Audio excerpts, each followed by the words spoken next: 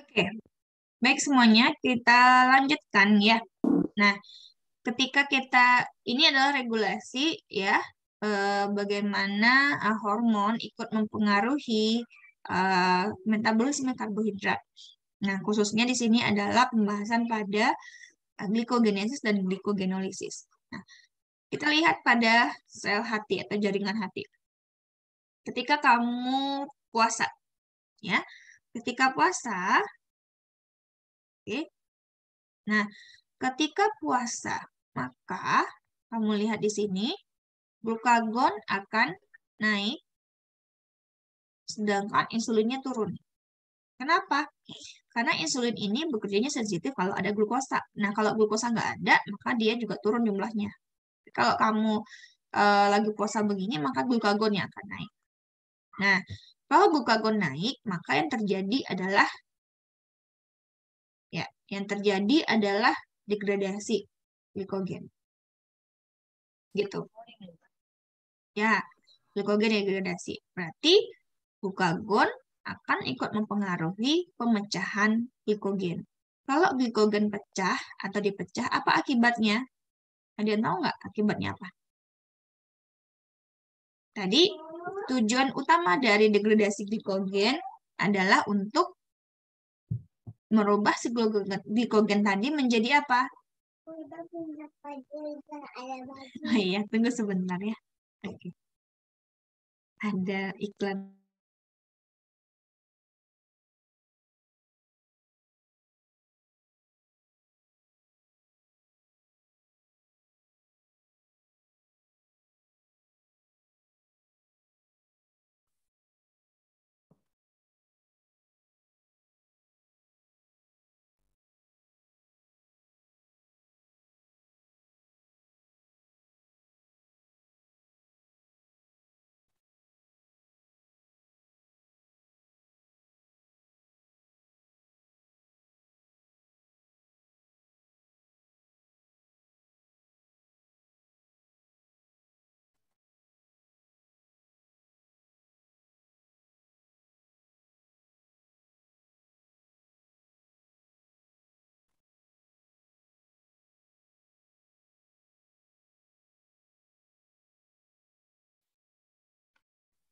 Oke, sorry ya.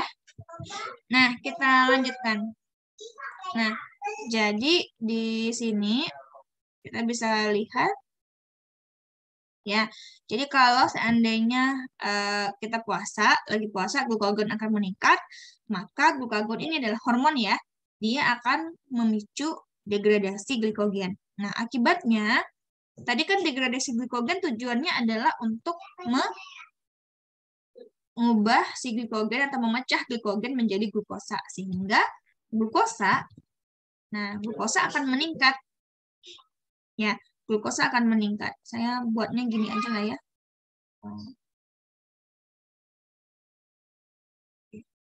Glukosa akan naik atau akan meningkat.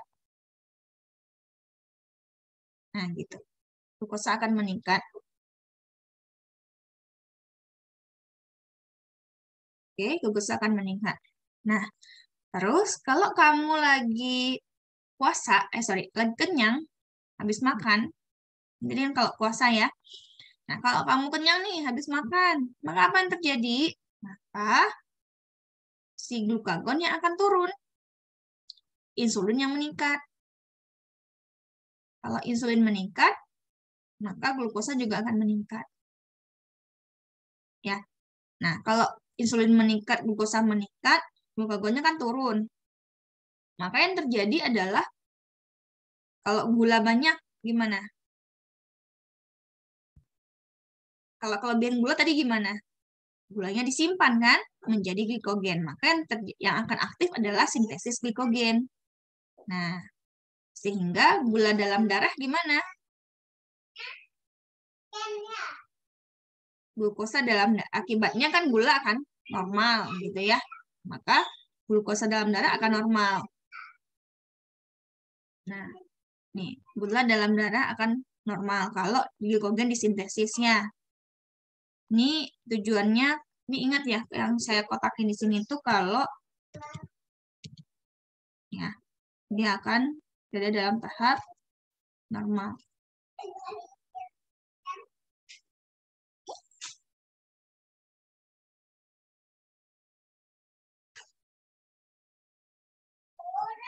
Nah, gulanya akan normal di sini. Ya, kalau ini dia akan tinggi, kalau ini akan normal. Ini adalah efek ya, yang saya tandai dengan warna ungu. Ini adalah efek yang terjadi setelahnya. Gitu. Oke. Nah, selanjutnya kalau kita lagi exercise, olahraga, terus kita juga ada stres misalnya. Nah, ini juga akan mengakibatkan akibat yang mirip dengan ini, respon ketika kita puasa, yaitu glikogen didegradasi. Nih. Supaya apa? Supaya gula darah itu banyak. Nah, siapa yang berperan? Apakah glukagon yang berperan? Enggak. Ternyata yang berperan adalah hormon yang lain, yaitu epinefrin. Epinefrin atau adrenalin. Jadi ternyata efek kerja dari glukagon dengan epinefrin itu sama-sama akan meningkatkan degradasi glikogen alias glicogenolisis. Ya, nah tapi pemicunya berbeda. Kalau yang tadi pemicunya adalah karena lapar, kalau ini pemicunya exercise atau stres. Gitu. Meskipun efeknya mirip, efeknya akan sama. Tapi pemicunya adalah berbeda sehingga hormon yang aktif juga akan berbeda. Tapi efeknya sama. Oke, itu di hati ya. Nah, kita lanjutkan bagaimana dengan di otot. Untuk di otot, ketika kamu puasa, maka insulin akan turun. Sama sih, insulin akan turun, maka glikogen gimana? Sintesis glikogen akan turun. Tapi yang efek lainnya adalah transfer glukosa juga akan turun. Nah, ini yang terjadi kalau kamu lagi puasa. Kalau habis makan, insulin akan meningkat, glikogen sintesis akan meningkat. Ini pun ini akan meningkat.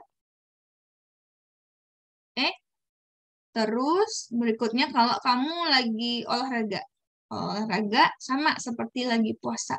Glikogen sintesis akan turun. Nah, ini dia.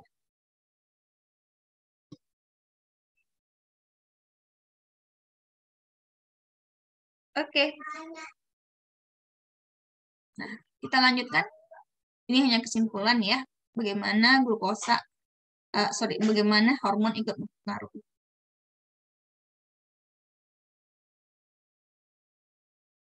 Next, nah ini adalah bentuk regulasi dari hormon tadi. Bagaimana cara kerja hormon terhadap regulasi tadi, saya jelaskan sedikit.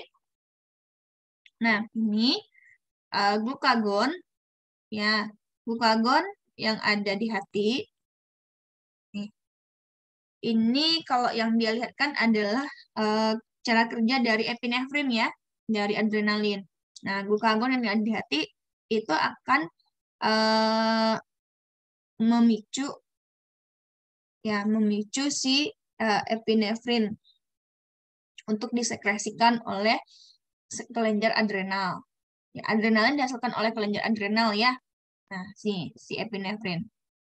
Nah, terus ya, epinefrin bersama dengan glukagon tadi, maka dia akan memicu pengaktifan dari reseptor. Ya, reseptor apa? Namanya reseptor protein G. Nah, protein G ini kita kenal dengan reseptornya bernama GPCR. GPCR. G protein couple receptor. Nah, itu namanya. Nama lengkapnya. Oke, GPCR. Nah, jadi epinefrin akan mengaktifkan GPCR, kemudian GPCR akan mengaktifkan adenilat siklase. Adenilat siklase akan mengubah ATP menjadi CAMP.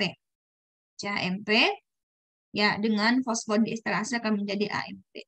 CAMP ini akan digunakan untuk mengubah protein kinase A yang inaktif menjadi protein kinase A yang aktif. protein kinase A-nya aktif. Itu tujuannya. CAMP sering disebut sebagai second messenger. Ya, ini adalah second messenger, pembawa pesan kedua. Pembawa pesan pertamanya siapa? Pembawa pesan pertamanya adalah epinefrin. Oke. Nah, berikutnya, kalau sudah aktif nih protein kinase A, maka tugas dia adalah ini. Ya, mengaktifkan protein fosforilase kinase yang belum aktif menjadi aktif. Ngapain dia? Dia akan mengubah ya glikogen fosforilase B menjadi glikogen fosforilase A. Nah, ini yang aktif. Apa guna apa guna enzim fosforilase glikogen fosforilase ini? Nah, guna dia adalah untuk mengubah si glikogen menjadi glukosa 1-fosfat. Kalau glukosa 1-fosfat sudah terbentuk, maka dia akan menjadi glukosa 6-fosfat. Glukosa 6-fosfat di hati, ini karena tadi adalah ceritanya hati, maka dia akan menjadi glukosa bebas yang akan masuk ke dalam darah. Nah, kira-kira inilah bagaimana kenapa dia bisa dirubah-rubah nih jalur ini yang tadi kita bahas pada bagian awal dari glukogenesis ini ya, dan glikogenolisis ini adalah peran dari si hormon. Nah, ini nggak lepas dari peran hormon. Jadi sebenarnya proses ini bisa terjadi adalah karena hormon ini nempel. Jadi karena ada hormon ini nempel di sini nih, jalur ini menjadi aktif. Kalau nggak ada hormon ini, ya baik epinefrin ataupun glukagon, maka ini nggak akan ada, nggak akan terjadi. Kenapa? Karena enzim-enzimnya akan berada dalam bentuk yang tidak aktif semuanya. Kalau enzim ini tidak aktif, maka tidak ada yang mengubah. Karena yang kerja mengubah molekul A menjadi molekul B adalah kerja enzim. Itu dia. Oke? Nah, ini jalur lain. Jalur lainnya, maka ini glikogen sintasenya tidak diaktifkan. Nah, itu dia. Karena tujuan kita adalah untuk mendegradasi, bukan untuk membentuk. Nah, akan berbeda ketika yang terjadi adalah glukagon tidak ada, gitu ya. Glukagon tidak ada, maka yang terjadi ini akan aktif. Maka yang terbentuk adalah pembentukan glikogen, bukan penguraian glikogen. Oke. Nah, ini hanya sekilas aja, bukan bagian yang utama. Kamu bisa pahami nanti lagi. Oke, baik kita lanjutkan. Saya clear dulu satu kita. Oke. Nah, ini juga bentuk lain ya. Oke. Ini yang ada di otot sama seperti tadi peran dari hormon. Lanjut terakhir adalah pembahasan kita gluconeogenesis. Saya selesaikan ya. Minta waktu kamu sedikit meskipun ini udah habis. Gluconeogenesis. Arti katanya apa? Ada yang tahu nggak? Kalau kita buat arti kata kayak tadi.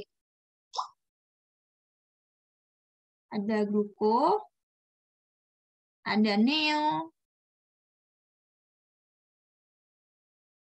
ada genesis. Silakan. Halo, masih ada orang nggak? Pembentukan. Masih, Bu. Apa artinya? Genesis apa? Pembentukan. Gluko, gula. Neo apa? Yang bukan baru. Ya. baru. Jadi kalau mau kita buat nih, artinya adalah dari arti katanya pembentukan gula baru. Ya, pembentukan gula baru. Sederhananya begitu. Pembentukan gula baru dari apa? Ini dia. Ya, pembentukan gula baru dari senyawa non-karbohidrat. Oke. Jadi pengertian dari gluconeogenesis adalah pembentukan gula baru dari senyawa bukan karbohidrat. Nah, kita lihat sebentar gambar ini. Ini adalah jalur glikolisis. Kamu lihat di sini. Oke. di mana ujung akhirnya adalah kita memperoleh energi atau ATP. Ya, kalau dia adalah jalurnya tidak ada oksigen, maka dia bentuknya laktat. Gitu ya. Nah, tapi di gluconeogenesis adalah jalur terbalik. Kalau ini panahnya ke bawah, kalau ini panahnya ke atas. Jadi pembentukan gulanya panahnya kembali ke atas. Itu. Nah, dari mana sumbernya? Kalau ini kan sumber kita adalah glukosa ya. Jalurnya ke bawah. Oke. Kalau ini sumbernya adalah ini. Asam amino, kemudian ada laktat, ada amino lagi, ya, dan ada gliserol. Oke. 1, 2, 3. Gliserol, laktat, kemudian asam amino adalah sumber prekursor untuk pembentukan glukosa baru. Ya, atau gula baru. Gula baru. Jadi panahnya ke atas. Jalur utamanya tetap lewat jalur yang seperti pada jalur glikolisis. Sama jalurnya. Nah, tapi makanya dibilang bahwa kenapa disebut gluconeogenesis? Karena dia dibentuk si gulanya ini dari senyawa yang bukan karbohidrat. Ini kita lihat. Gliserol, karbohidrat nggak? Bukan. Ya kan? Laktat, karbohidrat nggak? Bukan. Alanin, asam amino. Ya, asam amino ini juga bukan karbohidrat. Gliserol berasal dari lipid. Ya. Alanin alanin adalah asam amino dari protein. Sedangkan laktat adalah produksi dari metabolisme anaerob. Oke. Jadi ini bisa dipakai kembali. Itu inti dari gluconeogenesis. Kita lanjutkan.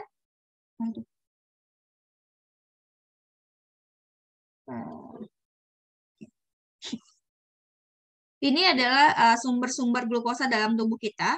Ketika kita puasa, maka sumber glukosa kita adalah, ketika kita kenyang, maka sumber glukosa kita adalah dari makanan asalnya. Ketika kita puasa, maka sumber glukosa kita berasal dari tadi, glikogen. Ya. Jadi kalau kita lagi puasa nih, maka sumber glukosa kita adalah glikogen. Jadi lewat glikogenolysis, kemudian mulai bisa dari gliserol, asam amino, ataupun laktat. Nah, kalau glikogen, sebentar saya bedakan warnanya. Oke, gliserol, asam amino, dan laktat. Nah, jadi kalau yang glikogen lewat glikogenolisis, sedangkan gliserol, asam amino, dan laktat terbentuk lewat proses yang namanya gluconeogenesis. Gitu ya. Nah, yang tujuan akhirnya adalah membentuk glukosa. Kenapa? Karena ada sesuatu yang menunggu. Yang menunggu adalah si otak, sel darah merah, dan jaringan. Itu tujuannya kenapa glukosa itu harus dibentuk dalam tubuh kita. Dibutuhkan. Nah, terus kalau kamu lagi puasa atau starve, ya, puasa atau kelaparan, maka sama seperti tadi, gliserol, ya, gliserol, kemudian asam amino, dan laktat, nah, akan membentuk glukosa. Yang tujuannya sama ya, tujuannya tetap untuk si brain, otak, sel darah merah, dan jaringan lain. Kalau yang lagi makan, Bu, tetaplah sama tujuannya pasti itu. Ya, ini tujuan ternyata glukosa itu. Kenapa harus ada ya si glukosa ini? Kenapa harus ada dalam tubuh kita? Tujuannya untuk memenuhi kebutuhan dari jaringan tubuh. Pertama adalah otak. Oke, saya lanjutkan. Nah, ini dia tadi jalur yang kita bahas. Ya, ada kunci, posisi-posisi kunci yang harus kamu pahami untuk pembentukan gula baru dari senyawa non-karbohidrat ini. Kita bahas yang pertama, mulai dari gliserol. Gliserol adalah hasil pemecahan lipid asam lemak. Ini asam lemak kalau diurai akan menjadi, kalau lipid diurai atau dihidrolisis akan membentuk asam lemak dan gliserol. Nah, gliserol tadi ya akan masuk ke dalam jalur, menyisip di jalur glikolisis. Tepatnya adalah pada jalur dihidroksiaseton fosfat. Ini adalah DHAP. Ingat pada tahap glikolisis glukosa jadi glukosa 6-fosfat, fruktosa 6-fosfat, fruktosa 1,6 difosfat. Kemudian bercabang menjadi dihidroksiaseton fosfat dan gliseraldehid 3-fosfat. Nah, si gliserol bisa masuk ke dalam jalur ini. Jadi, nanti gliserol akan dirubah menjadi gliserol 3-fosfat, kemudian menjadi dihidroksiaseton fosfat. Kalau udah sampai sini gimana, Bu? Kalau sudah sampai sini, dia bisa lanjut jalur atas, ke atas, ya. Oke. Atau dia ke samping. Kalau dia ke samping, maka dia akan jadi energi. Nah, kalau dia ke samping, maka dia akan memutar jalur yang lain. Nah, kalau ke samping, maka dia akan terus nih ke bawah. Terus ke bawah kemana maksudnya? Terus ke bawah, maka dia akan lanjut. Ya, kalau terus ke bawah, maka dia akan lanjut ke jalur di mana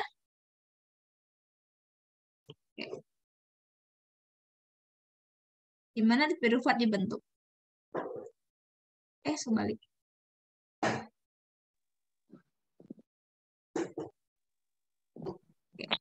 Gitu dia. Oke. Nah, itu kalau dari gliserol. Kalau dari asam amino gimana? Ini di-save dulu sebentar. Nah, sekarang kalau dia dari asam amino. Kalau dari asam amino, maka asam amino akan masuk ke dalam jalur TCA cycle. Nih, masuknya ke jalur cycloscrap.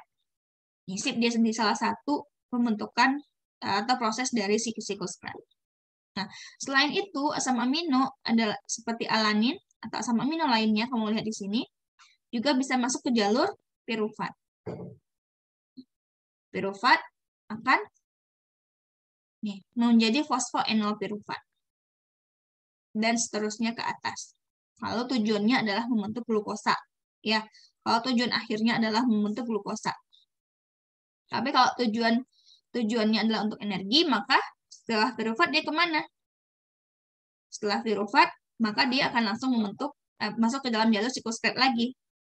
Jadi kalau dia adalah pirufat, nggak mau naik balik ke atas, mau langsung jadi energi, maka dia bisa terus lanjut ke sini. Itu. Ya, menjadi asam sitrat dan seterusnya. Sehingga tujuan akhirnya adalah untuk menjadi energi. Jadi kalau udah masuk ke jalur pirufat, mau lanjut ke energi, dia bisa. Ya. Nah, terus selanjutnya yang terakhir adalah laktat. Sama. Laktat dengan enzim yang sama, yaitu laktat dehidrogenase, bisa masuk ke jalur balik untuk membentuk pirufat. Dari pirufat, dia juga bisa balik ke atas untuk menjadi glukosa, atau dia mau membentuk energi ATP. Ya, energi, saya mau tulis di sini ATP. Aduh, jelek banget. Ya udahlah ya, gitu aja. Oke. Nah, itulah kira-kira ringkasan dari materi gluconeogenesis.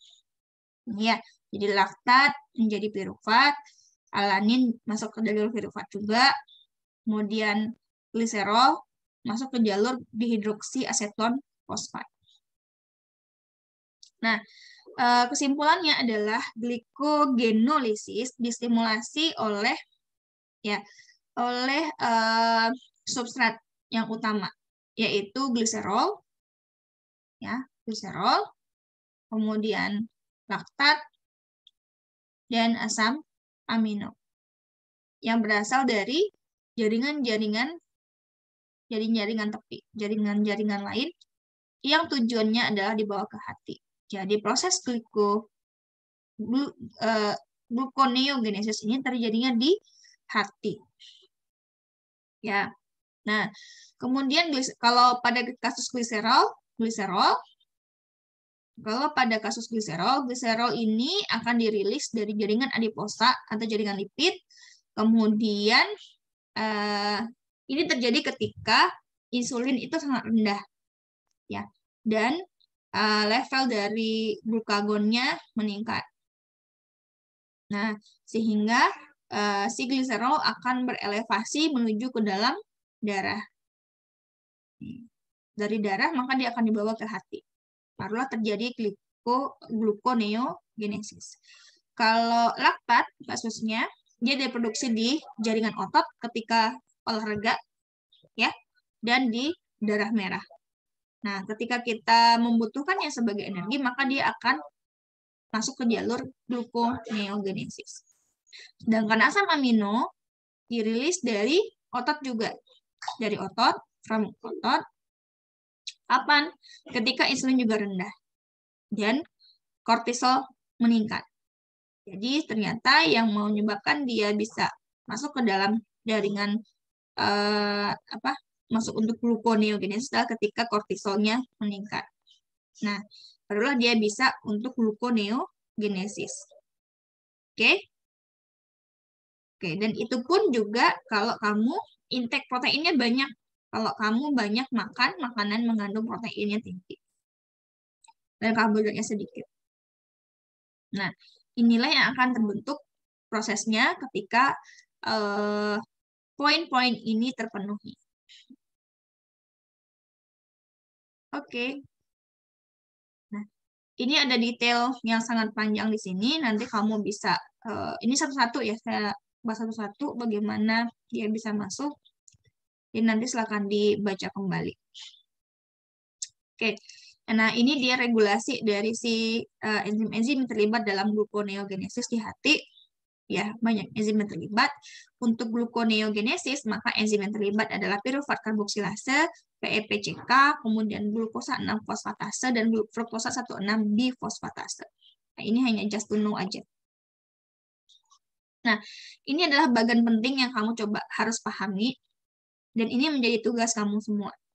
Jadi nanti silahkan perhatikan bagian ini baik-baik. Mau di screenshot atau mau diapain, atau mau buka di buku Marx juga boleh, karena ini semua materi saya ambil dari buku Marx. Ya, jadi ini coba kamu bahasakan bagian ini dengan bahasa kamu sendiri. Lengkapi tugas ini dalam jurnal belajar. Dalam tugas jurnal belajar. Jelaskan poin 1 sampai poin terakhir, yaitu 12. 1, 2, 3, 4, 5, dan seterusnya secara berurutan. Ini apa maksudnya, kemudian 2 itu apa, dan bagaimana. Nah, biar kamu lebih paham, sebenarnya poin 1 sampai 12 itu ada di sini.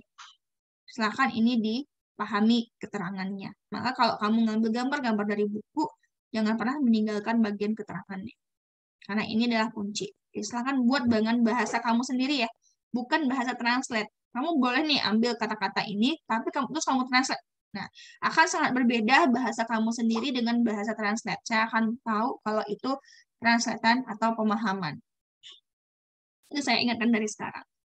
Oke, itu saja dari saya. Satu lagi ini ya, bagian ini. Juga maksudnya apa? Oke, ini ada 2 bagian, lengkapi di bagian jurnal belajar. Oke, itu saja dari saya. Untuk ini next time lah, kapan-kapan dijelaskan. Ini nggak ada di silabus.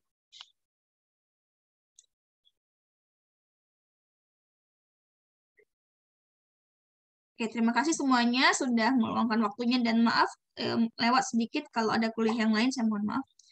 Oke, jangan lupa belajar, ya, pahami satu-satu, dan diskusi sama teman adalah kata kuncinya. Kenapa? Karena ini metabolisme saya.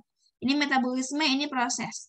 Saya yakin ada sebagian dari kamu yang cepat nangkapnya, ada sebagian yang perlu pemahaman, perlu pengulangan. Ya, jadi tidak bisa seketika langsung paham. Nah, jadi silakan belajar bersama atau simak lagi video dari saya dan seterusnya. Itu saja dari saya hari ini.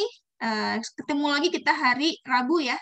Jadi kita hari Rabu lanjut ke metabolisme protein. Oke, see you next.